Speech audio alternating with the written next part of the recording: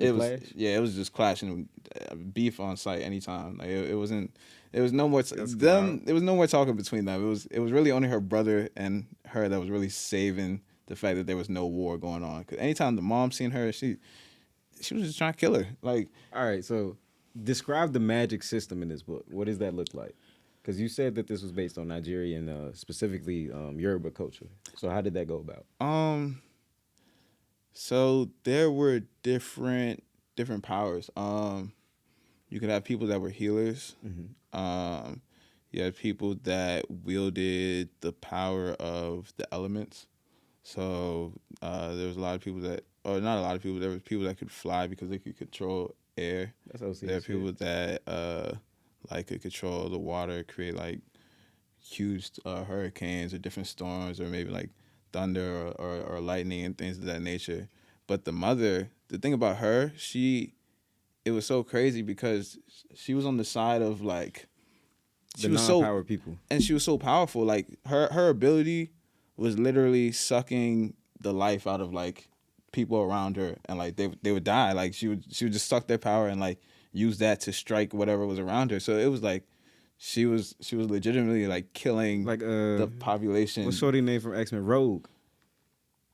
Yeah. The one that could touch you and just Yeah. die. Yeah. Yeah. So pretty much like she was just That's crazy. sucking. Yeah, she was just sucking power, and like that's why it just looked so crazy as the book was going on, because it's like you're fighting people with magical powers as you have one of the strongest in the book, and you're just doing this to create whatever type like idea of a peaceful land or whatever you thought was that you were creating, and it's like you're just creating more turmoil, more back and forth, more destruction. It was just like I don't know how this landed on the greatest idea.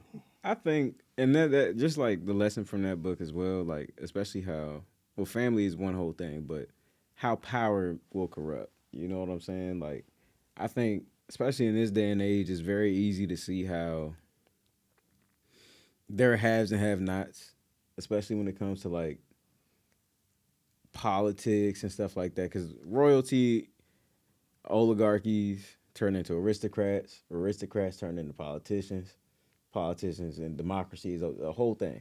But you have to recognize who is at the top of these things, and are they truly for the people, despite having power.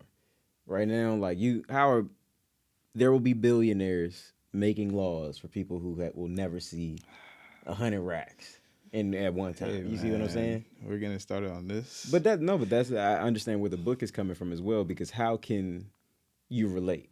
Yeah, that is very true. Because like I said that in the book, a lot of these people that were these magical people, like they were seen as the underclass. They were seen as the lower class. I mean, so it's like the royal family is making all these decisions on where you can live, where you can stay, where you can See, like. man, do.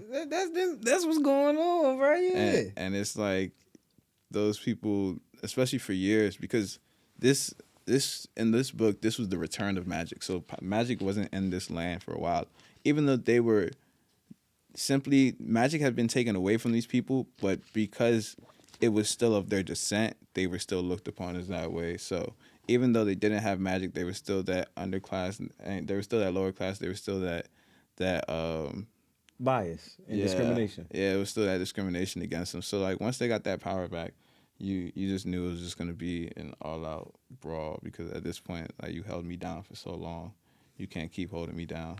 Hey, hey, look, the poor will eat the rich.